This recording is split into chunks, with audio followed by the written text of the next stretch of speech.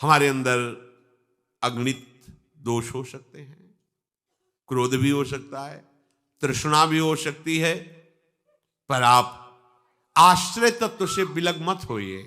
हाँ, अगणित दोष हैं, हमारे अंदर क्रोध भी हो सकता है, हमारे अंदर तृष्णा भी हो सकती है, पर हम प्रभु के हैं, हम तृष्णा के नहीं हैं, हम दोषों के नहीं हैं।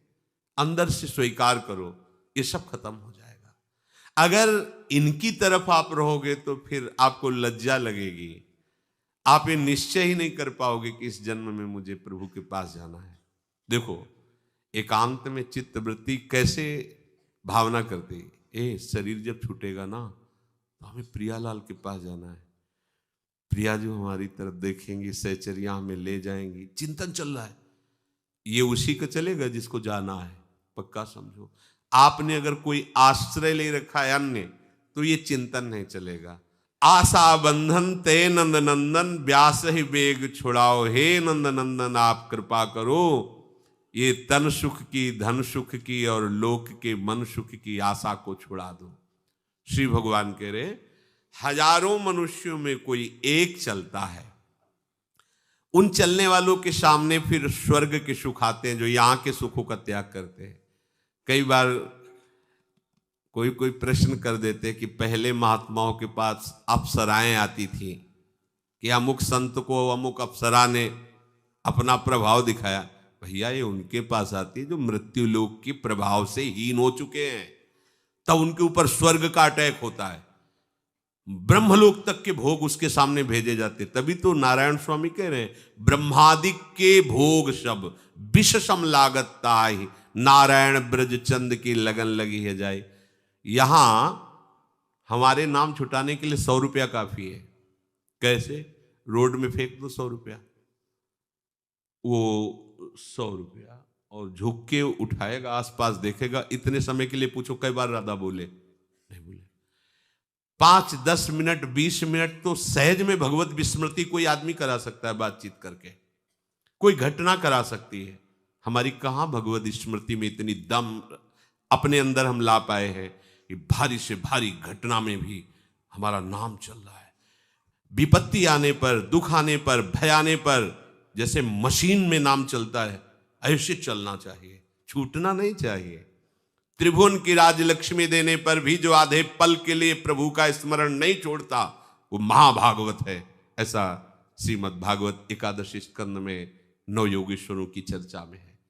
आप कसौटी पे कसिए, आपका नाम प्रेम कितना है।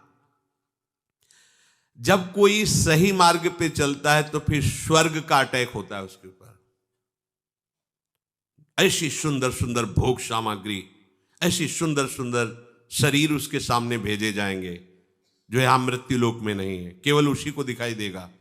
भोगो।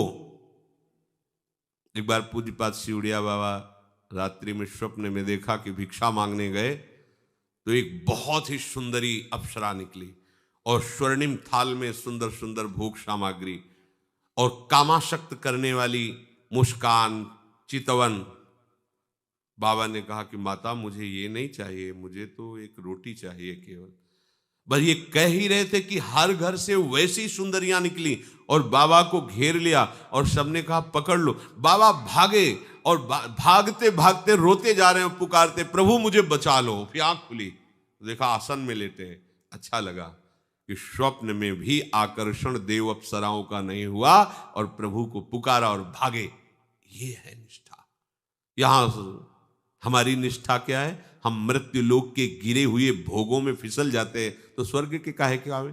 जब एक थप्पड़ में गिर गया तो उसके लिए ब्रह्मास्त्र संधान करने की जरूरत क्या है?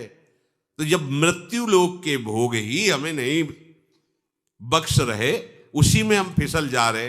अरे आप हो कौन समझिए, प्रभु के अंश हो, ये प्रकृति है।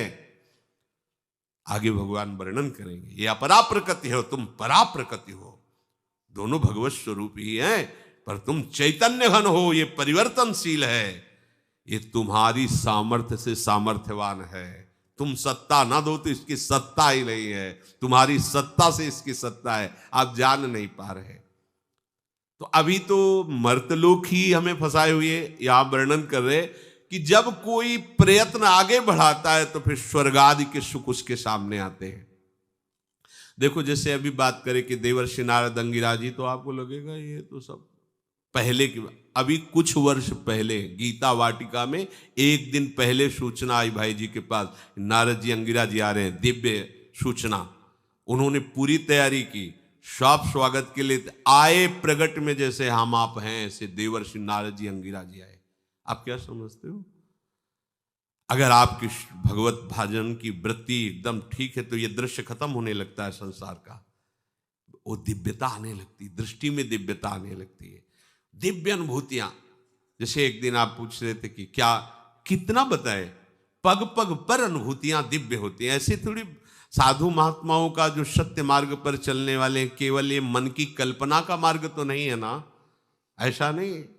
सब दिव्यताएं जैसी जैसी भूमिका अंदर की बड़ी, वो बाहर से थोड़ी दिखाई देगा, बाहर से थोड़ी दिखाई देगा कि भाई हाँ इनके मुकुट लग रहा है तो अब इनकी दिव्यता बढ़ रही है, ऐसा नहीं है। वो आंतरिक वृत्ति है, जैसी वृत्ति ऊंचाई में पहुंचती जाती है वैसे अनुभव बढ़ता चला जाता है। ये बाहरी दिग्दर्शन या चमत्कार करने वाला मार्ग थोड़ी है, ये तो अनुभूति का मार्ग है। बाहर सब कुछ विस्मरण हो गया, अपने स्वरूप में स्थित हो गया। अगर अनुभूतियां स्वप्न की और प्रगट की लिखी जाए तो रजिस्टर भर जाए, क्योंकि जीवन उसी मार्ग में तो पग पग पर अनुभूतियां होती हैं। ऐसी दिव्यताएं जो कहने से हल्की हो जाती है, उपहास हो सके, ऐसा कैसे हो सकता है, ऐसा होता है। कर तुम अकर तुम अन्यथा कर तुम सर्व समर्थ प्रभु में जब चित्त वृत्ति जोड़ दी जाती है, कोई भी ऐसी सिद्धि या कोई भी ऐसा महामहिम स्वरूप नहीं रहता जो उसके सामने ना आवे, पर वो किसी को स्वीकार नहीं करता, वो आगे बढ़ता जाता है, पाए पग पेलिरी, खेलते हुए आगे बढ़ जाता है। अरे देखो ये मार्ग कितना महान है। ब्रह्मा भी नमस्कार करते हैं उस भक्त को जो निष्काम भाव से प्रियालाल की आराधना में लगा हुआ है, ब्रह्म पद में बैठे वो भी नमस्कार करते हैं। जो स्वर्गादि सुखों को भी ठुकरा देता है, कुछ कठिन नहीं है। श्रीपाद प्रबोधानंद जी ने लिखा है कि जो महारानी जू की, लाडली जू की चरणों की दास्ता से युक्त मन वाला है, तो भगवान के मोहिनी अवतार में भी ताकत नहीं कि उसे लुभायमान कर सके। क्योंकि प्रियाजू का सौंदर्य, प्रियाजू का प्रेम, प्रियाजू का बल जो उपासक के हृदय में प्रभाव डाल देता है, तो फिर वहां किसी और का भी प्रभाव, और की क्या जाने, ललित त्रिभंगी कोटि मनमथ मनमथ श्री लालजू का भी प्रभाव नहीं पड़ता। देखो ना, निज प्राणेश्वर्या यद्यपि दयनीये मितिमाम बहुश्चुंबत्यालिंगति सुरतमाध्वा मदयति। ये मेरी प्राणेश्वरी की दासी है, मेरी प्रियाजू को सुख पहुंचाती है, आज तो इसको मैं निहाल कर दूंगा। लालजू महाराज कांता भाव से उसे नहीं सुन, मेरी प्रियाजू की निज प्राणेश्वर्या। अब वो श्रृंगार मूर्ति महारसदानी रस प्रदान करते हैं, क्या हृदय से लगाते हैं। सोचो ऐसे प्रभु जिसको अपनी छाती से लगा रहे हो, उसकी दशा क्या होगी। इसी बात को देखकर शनकादि, नारदादि, उद्धवादि, ब्रह्मादि अपने भजन को हल्का मानते हैं गोपीजनों के आगे, क्योंकि गोपीजनों को प्रभु हृदय से लगा रहे हैं। प्रभु हृदय से, सोचो आपके गुरुजी जब किसी को हृदय से लगा रहे हो तो आपके हृदय में क्या लगे, काश कभी ऐसा हो कि हमको भी। जब आपके गुरुजी किसी को करुणा दृष्टि से देखकर प्रसाद दे रहे हो, जूठन दे रहे हो, आपको कैसा लगेगा। ये जगत गुरु हैं, समस्त महर्षियों ब्रह्म ऋषियों के जो पद हैं वो इन्हीं की चरण रज के प्रभाव से हैं, और ये अपना अधरामृत दे रहे हैं, ये अपना आलिंगन दे रहे हैं, उसकी क्या दशा होगी।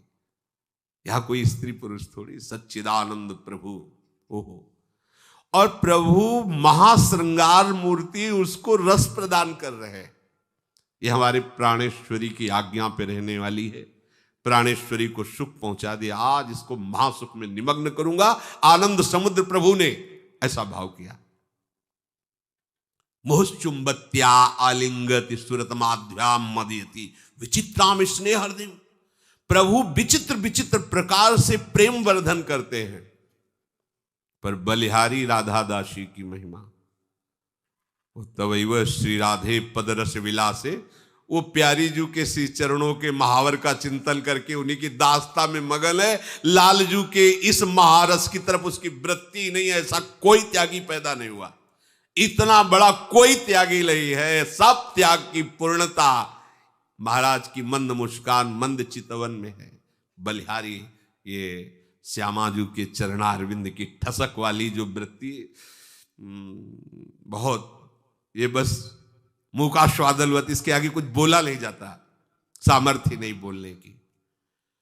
तो फिर कैसे कोई श्यामा जी के चरणारविंद का आश्रय ले लेने वाली वृत्ति किसी भोग में जा सकती है, जहां ठाकुर की मोहिनी अवतार में भी सामर्थ्य नहीं कि प्यारी जी की मंद मुस्कान की भावना करने वाले के चित्त का अपहरण कर सके। तो औरों की बात जाने, हमारी प्यारी जो भ्रकुट निर्जित मदन मंद सस्मित बदन किए रस विवश घनश्याम पिय गोरी। रस समुद्र लालजू को प्रेम विवश कर देती है केवल भ्रकुट संचालन और मंद मुस्कान से। बिना मोल के ठाकुर बिक गया। निर्तन भ्रकुटी बदन अंबुज मृदु सरसहास मधु बोलन अति आसक्त लाल अली लंपट बस की ने बिनु मोलन। हम उन प्रियाजू की दासी, ये स्वर्ग सुख क्या है। देवलोक भूलोक रसातल सुन कवि कुल मति डरिए सहज माधुरी अंग अंग की कही कासो। एक प्रेम का जरा सा किनका मिल जाए विकल हो जाएगा हृदय। प्रेम समुद्र का मूर्तिमान सार रूप शांद्रानंद घन प्रेम मूर्ति किशोरी, वो हमारी प्राणेश्वरी है, वो हमारी लाडली है, हमारे जीवन धन है। स्वर्ग सुख क्या। प्रभु कह रहे हैं मर्त सुखों का आकर्षण जब आप पर नहीं पड़ेगा तब आपके ऊपर स्वर्ग सुख का आक्रमण होगा। और ये उनके ऊपर होता है जो साधना करते हैं।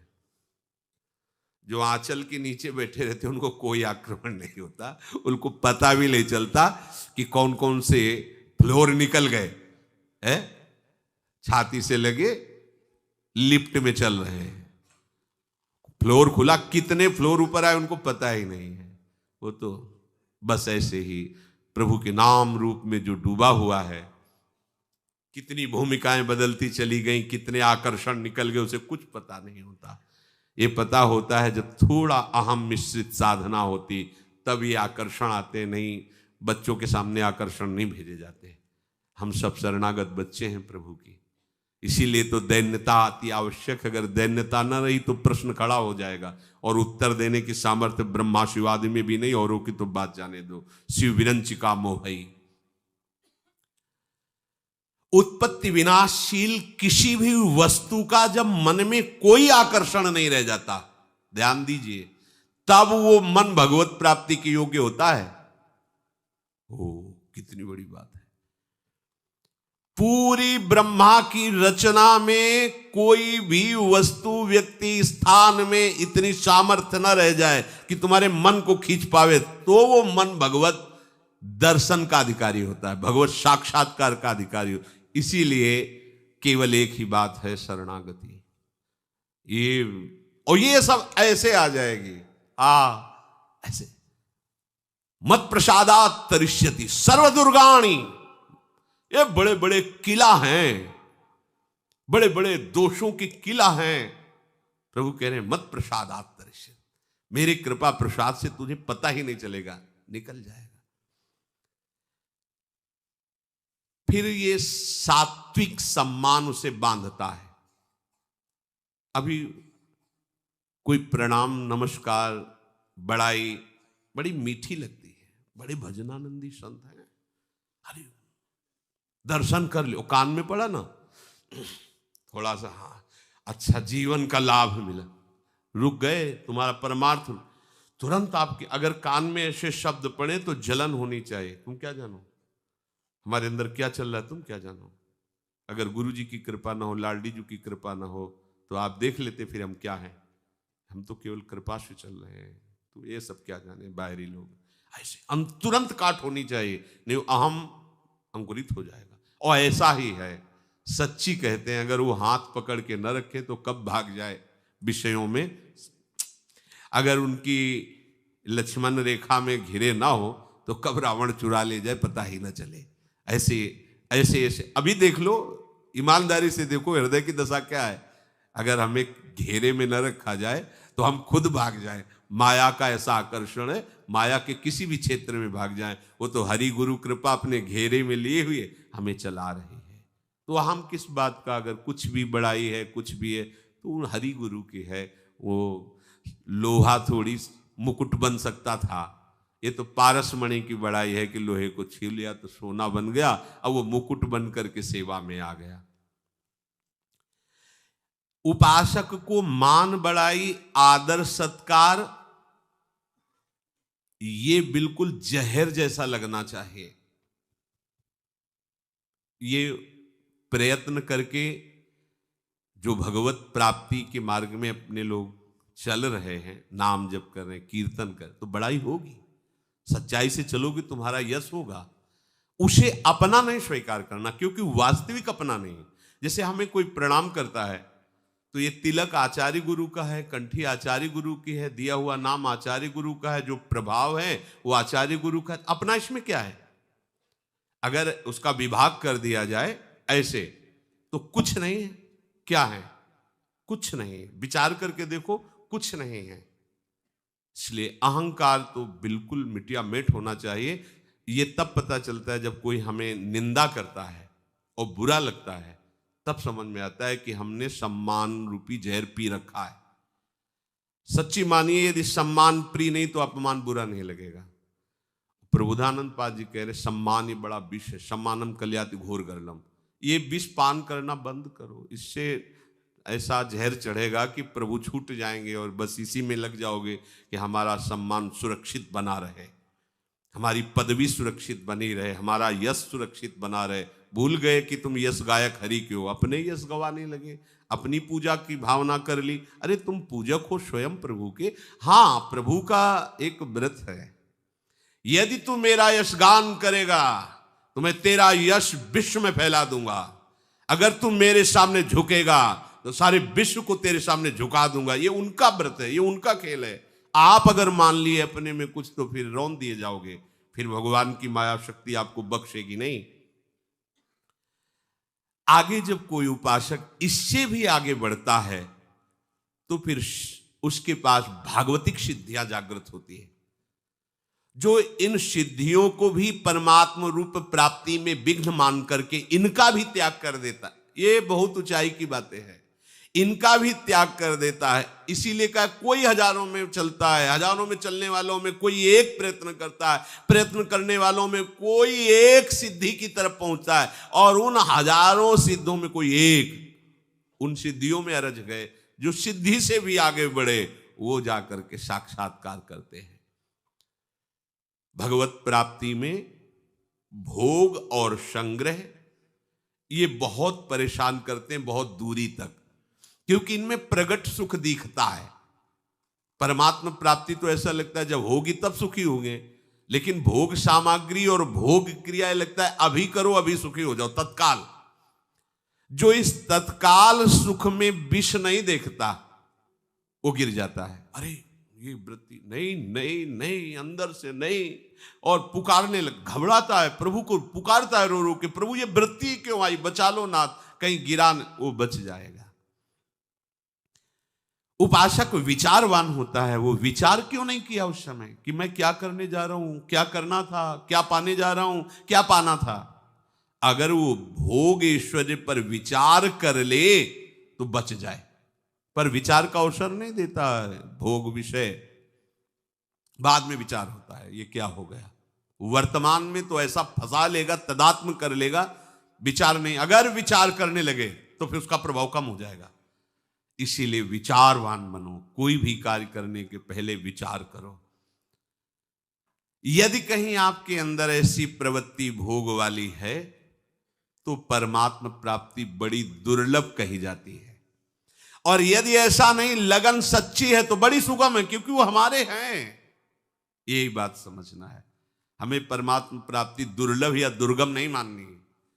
हमारे घर के हैं प्रभु, हमारे अंशी हैं प्रभु, प्रियालाल बड़े करुणा समुद्र हैं, पर हमें इधर ही दृष्टि रखनी, इधर नहीं। प्रायः लोग इस श्लोक का भाव न समझकर कहने लगते हैं भगवान ने भी तो कहा हजारों जन्मों में कोई सिद्धि को प्राप्त करता है, भैया एक जन्म में कैसे हो जाए? हो गए हमारे हजारों जन्म, हो गए हजारों जन्म। ये जो हमें मिला है अवसर, ये हजारों जन्मों के बाद मिला है।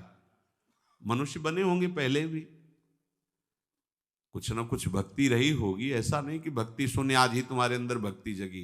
ये जन्म जन्मांतरों का खेल है, करते चले। आज आप जो प्राप्त कर लिए हैं, हमने ये नहीं कहा कि प्राप्त करोगे, समझ लो बड़े बड़े महापुरुष वृंदावन का दर्शन, वृंदावन का आश्रय, वृंदावन का वास मांगते हैं। 60-60 हजार वर्ष तपस्या की ब्रह्मा जी ने कि गोकुल की कोई घास बना देना। आप सोचो, आप मनुष्य बनकर वृंदावन रह रहे हो, लाडली जी ने आपको कितना दिया है। कैसे हो तुम कि अभी ये बात स्वीकार नहीं कर पा रहे कि आपको क्या मिला है? न जाने कितने जन्मों की भक्ति का क्रम वर्णन किया गया है कि वो इतने जन्म इनकी उपासना, इतने जन्म इनकी उपासना, तब ब्रजमंडल के ब्रजेंद्र नंदन की उपासना, फिर उसके फलस्वरूप ये रास विलास की उपासना। कितना हमको तो सीधे मिल गई लाडली लाल के चरणारविंद की दासता की वृत्ति। अब हमें ये नहीं मानना कि हमारे 1000 जन्म होंगे, हमारा आखिरी जन्म है पक्का। तो बोले आप में तो साधन होगा, इसलिए नहीं। साधन वाधन की यहाँ कोई बात नहीं। यहाँ हमारे लाडली जू की मुस्कान की, ने कहूं न रिस कहूं भूल हूं न हो सकी, इस बात पर भरोसा है।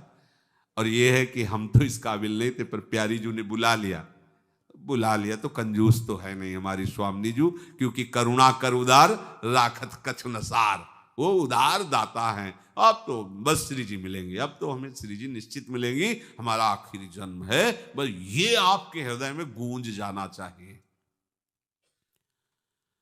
प्रभु कह रहे हैं कि अन्य योगों से, अन्य मार्गों से ये वस्तु नहीं मिलती। जैसे कर्म योग है तो उसमें शांत आनंद की प्राप्ति होती है। शांत आनंद, किंचन मात्र शांति नहीं, समस्त कर्म बंधनों से मुक्त करके एकदम शांत, जो अपने भक्ति भाव में पहली शांत भाव है ना, कर्म योग से प्राप्त होता है शांत भाव। फिर ज्ञान योग से प्राप्त होता है अखंड आनंद की प्राप्ति, शांतानंद और ये अखंड आनंद की प्राप्ति। इसी अखंडानंद को निजानंद भी कहते हैं, ज्ञानानंद भी कहते हैं, हाँ ब्रह्मानंद भी कहते हैं। ब्रह्म सतचित आनंद स्वरूप है। ऐसे ही मम साधर्म मागता, वो ब्रह्मविद ब्रह्मवि भवति, वो सच्चित आनंद में डूब जाता है। यद्यपि निजानंद की प्राप्ति बड़ी कठिन है, पर जिसको प्राप्त हो जाते उसमें कोई कमी नहीं रहती, पर उसे प्रेम प्राप्त नहीं होता है। और भक्ति योग से अनंतानंद की प्राप्ति होती है। यह है प्रेम।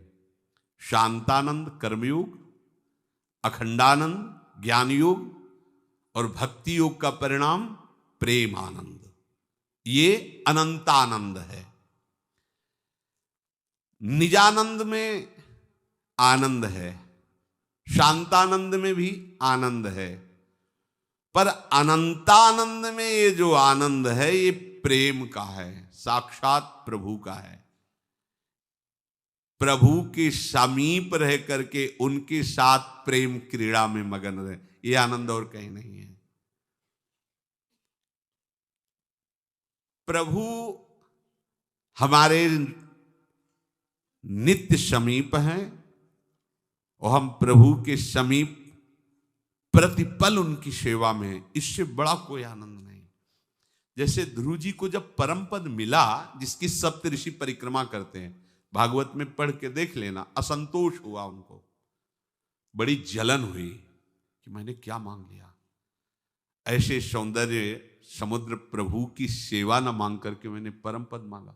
प्रभु से अलग बैठे रहो, बड़ी महिमा है सब, लेकिन सेवा में हर समय उनकी कृपा दृष्टि मिलती है, उनकी दुलार मिलता है, उनकी समीपता, और कभी मरना नहीं, कभी बिछुड़ना नहीं। हे प्रभु के समीप, प्रियालाल के समीप रहना है।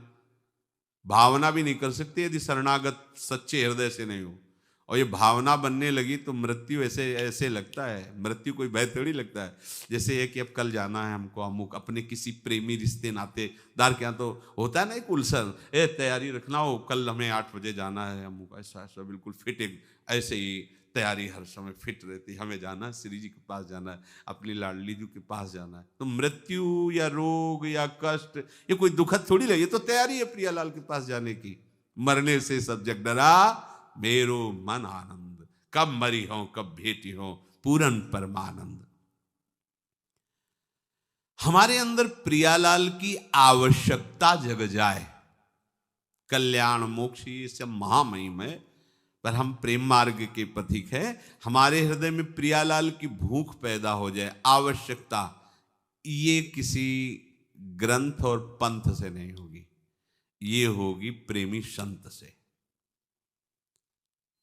कहो कृपा उपजे के भांति, तो रसकन संग फिरो दिन राति। प्रियालाल को जो आरती पसंद है तो हितजू महाराज कहते हैं, भक्ति कर दीप और प्रेम कर बाती। बोले आरती ब्रज जुवती जूथ मन भाव, ये आरती बहुत अच्छी मिलेगी कहाँ, किस बाजार में? बोले नहीं, ये तो साधु संगति करी अनुदिन राती। भगवत प्रेमी महात्माओं का रात दिन सानिध्य रहे तो ये प्रेमाशक्ति प्रकट हो जाएगी, जो शांतानंद और अखंडानंद से भी ऊंचाई पर विराजमान अनंतानंद है। ये प्रियालाल का प्रेम, हमारा लक्ष्य है प्रियालाल का प्रेम। तो बोले कल्याण और मोक्ष ये तो बीच के स्टेशन है, निकल गए, ये बीच के हैं। कोई वहीं शांतानंद में उतर करके तृप्त हो गया, कोई अखंडानंद में, लेकिन ये प्रेम उपासक इनको भी क्रॉस करके आगे निकल गया अनंतानंद में। ये आगे निकलने की सामर्थ्य आचार्य चरणों के बल से आती है। जिसके हृदय में आचार्य निष्ठा नहीं है, आचार्य वाणी के प्रति ममत्व तो नहीं है, वो ये नहीं क्रॉस कर पाएगा। ये तो बहुत ऊंचाई के स्टेशन है, पीछे ही भोग है, स्वर्ग आदि तक के लोगों के भोग सिद्धियां यहीं बहुत से मार्ग की गिरा दिए जाते हैं। इसलिए प्रभु करें, हजारों में कोई एक चलता है, चलने वालों के हजारों में कोई प्रयत्न अपने कल्याण का करता, उन हजारों में कोई एक सिद्धि प्राप्त करता, उन सिद्धों में कोई ऐसे वर्णन कर रहे हैं। जैसे कल वर्णन कर रही थी उमा भगवती अम्बा कि ऐसे धर्मात्माओं में कोई वैराग्यवान, उन वैरागियों में कोई ज्ञानी, ज्ञानियों में कोई जीवन मुक्त, जीवन मुक्त में कोई ब्रह्मलीन, उनमें भी सबसे परम दुर्लभ बात है माया और मद रहित भगवान का प्रेमी महाभागवत होना। ये सबसे, और ये दुर्लभ मार्ग अपने को मिल गया है। तो हर समय नाम जप छूटे ना, और प्रियालाल के गोरे सांवले चरणार बिंद का भरोसा न टूटे, निश्चित भगवत प्राप्ति हो जाएगी। जो हमने संतों के चरणों में बैठ करके अनुभव किया कि भगवत प्राप्ति सहज उसी को होती है जिसको भरोसा दृढ़ हो गया प्रभु पर। भरोसे पर अगर आपकी वृत्ति टिक गई है तो फिर वो आपके वृत्तियों को नहीं देखते। रात न प्रभु चित चूक किए की, करत सुरत सय बार ही की, और इसको मेरा भरोसा है, मम भरोस, बस बात बन गया। अगर ये बात आ गई कि हम प्रिया, तो हमें लगता है कि प्रियाजू के चरणों का भरोसा करने वालों को तो संशय ही नहीं होना चाहिए। क्योंकि हरि तो कभी कभी गुस्सा भी कर जाते हैं, बहुत बार समझाया, समझ में नहीं आता, तो फिर अवश्य में वो भोक्तव्यम कृतम कर्म शुभम, भोगोगे तुम। लेकिन श्री जी की कभी ऐसी कोई वृत्ति नहीं पाई गई कि फिर तुम भोगोगे, ऐसा नहीं। श्री जी देखो, और कहीं तो किसी पर गुस्सा होते पाए नहीं गई, थोड़ा लालजू पर कभी कभी मान करते पाएंगे। कैसा मान है? अप्रेक्षेकृत निश्चयापि रुचिरम भिक्षेत दृक्कोणते। श्री जी कहते हैं आज से नियम लेते हैं, कभी इनको देखेंगे नहीं। आज से नियम लेते हैं, कभी इनको बोले, इनसे बात नहीं करेंगे। आज से नियम लेते हैं, इनको कभी छुएंगे नहीं। और कह रहे हैं सखियों से कि आज से हम नियम लेते हैं, इनको कभी देखेंगे नहीं। अप्रेक्षेकृत निश्चयापि रुचिरम भिक्षेत दृक्। हित सजली जो कह रही, कितनी भोरी है, नियम भी बोल रही है और देख भी रही है लालजू की तरह। ये है इनकी गुस्सा, हमारी लाडली जू की गुस्सा देखो। अप्रेक्षेकृत निश्चयापि रुचिरम भिक्षेत दृक्कोणते। मौने दार्ड मुपाश्रिति पुनिग्दित्यामेव याहित्य। सुनो, इनको बोलो कि निकल जाएं, और नियम लिया कि बोलेंगे नहीं। इनको बोलो कि निकले, छुएंगे नहीं। तो श्री जी समीप जाते, कहते ले जाओ इनको, इनको ले जाओ ऐसे। बोले कौन सा व्रत है महारानी जी? देखेगी नहीं तो देख रही है, बोलेगी नहीं तो बोल रही है, और छुएगी नहीं तो छे। ऐसी हमारी भोरी सखी है, उदार करुणा सामर्थ्य अनंत ब्रह्मांडों का स्वामी, जिनके अधीन है। अब तो बाजी जीत जाओ प्यारे, इससे बढ़िया कभी हमें अवसर नहीं मिलेगा। तभी दुर्दास जी कहते बार बार तो बनत नहीं या संयोग अनूप, मानुष तन वृंदा विपिन रसकन संग भी विरूप। ये भजन सर्वोपर्याय, रसकन संग भी विरूप, भजन सर्वोपर्याय। हमारा भरोसा लाडली जी के चरणों में पूर्ण हो जाए, सारे सद्गुण आ जाएंगे जो भागवतिक महापुरुषों में है। जब हम भरोसा किसी व्यक्ति और संसार का करते हैं तो ना चाहने पर भी सारे दुर्गुण आ जाते हैं। हमारी दुर्गुण वृत्तियां संसार के आश्रय से आई हैं। जहां हम प्रियाजू के भरोसे होते हैं सारे भागवतिक सद्गुण आ जाएंगे। तो हम सारे सत्संग का सार, कभी हम प्रियालाल को भूले ना, और इनके सिवा किसी का भरोसा, सहारा, आशा, बल अपने हृदय में रखे ना, तो सब बात हमारी बन जाएगी। भक्तों के जीवन में भी आकर्षण वृत्तियां आती हैं, मतलब यहां तक कि स्वयं प्रभु चाहते हैं कि ये स्वीकार कर ले। कुंभन दास जी महाराज यहीं गिरिराज जी की तलहटी में तो ऐसा पद गाया, क्योंकि जो प्रेम में भरकर गाया जाता है वो स्वर ही कुछ और होता है, वो राग रागिनियों को नहीं छूता, वो एक अलग राग होता है जो सबके हृदय को एकदम द्रवित कर देता है, क्योंकि वो आर्त पुकार होती है। श्रीनाथ जी के सामने जब पद गया तो राजा मानसिंह आया और उसने देखा, इतना द्रवित हुआ, अब भेष देखा तो उसको लगा कि हमें सेवा करनी चाहिए। घर गए, उनसे सेवा के लिए निवेदन करने के लिए, तो पहले ही ठाकुर जी पहुंच गए थे, गोद में बैठ गए, बातचीत करते थे श्रीनाथ जी। तो बोले सुनो, एक हम बात कहते हैं, मानोगे? तो बोले प्रभु कहो। इतनी बात हो रही थी कि राजा आ गए तो प्रभु अंतर ध्यान हो गए। अंदर बड़ी जलन हुई कि पता नहीं प्रभु क्या कहना चाहते थे। राजा आ गया, बोले लालियो आरसी लियो, तिलक रचना करनी है। तो एक माटी के पात्र में जल भरा दो। तुम वो पड़ा पी गया था, भैंस का पड़ा, तो उनका आरसी तो पड़ा पी गई दादा, और दूसरा जल डाल के। समझ गए मानसिंह की इनके पास दर्पण भी नहीं, पानी में देखकर तिलक लगाते हैं। एक कुश का आसन रखा हुआ, ऐसे परम विरक्त हाथ जोड़कर कहा कि एक हम स्वर्ण जटित आपको दर्पण देंगे। हमें जरूरत नहीं स्वर्ण, हमें क्या जरूरत है, वो तो श्रीनाथ जी को दे जाके, हमें जरूरत नहीं। उनका कुछ तो स्वीकार कर लीजिए। हम जितनी यहाँ गिरिराज जी में तलहटी में सामग्रियों की दुकानें, सबको बोल देते हैं जहां आप लोगे सब फ्री मिलेगा, हिसाब हम देंगे। आप बोले नहीं नहीं, मुझे बिल्कुल ये सब आवश्यकता नहीं, श्रीनाथ जी की कृपा प्रसाद से हमारा चल रहा है। तो उनका कुछ जमीन आपके नाम करवा देते हैं। आप नहीं बोले, जिनको जरूरत हो दे जाके, हमारे सेठ श्रीनाथ जी हैं, उन्हीं से वो मालिक हैं, उन्हीं से बस आप बोले तो आज्ञा कीजिए कोई सेवा, बोले दोबारा यहाँ मत आना, यही आज्ञा है। अब वो गए, जो ही गए सो ठाकुर जी आ गए। बोले प्रभु आप कहाँ कह रहे थे कि कुछ कहना चाहते हैं? बोले क्या यही तो कहना चाहते थे कि हमने राजा को भेजा, स्वीकार कर लेना, सामग्री स्वीकार कर, वो जो दे तो स्वीकार कर लेना। बोले प्रभु यदि हम राजा को राजा मानने लगेंगे और उसकी सामग्री स्वीकार करने लगेंगे तो तुम ऐसे आओगे गोद में बैठ के विवश होकर हमसे कहोगे? बोले फिर क्यों कहेंगे, फिर तो राजा सेवा कर रहा, आप आराम से रह रहे हो, तो हमें पता है हमारा भगत सुख से रह रहा है। बोले हमें ऐसे सुख में आग लगे नहीं चाहिए जिसमें आप निश्चिंत हो जाओ, आपको चिंता रहनी चाहिए। ये बात हमें प्रभु का भरोसा, प्रभु का बल, सारी बात वो केवल इस अपनेपन को देखते हैं। आप कितनी दौड़ भाग कर रहे हैं प्रभु नहीं देखते, प्रभु देखते हैं आपको अपनापन कितना प्रभु से है।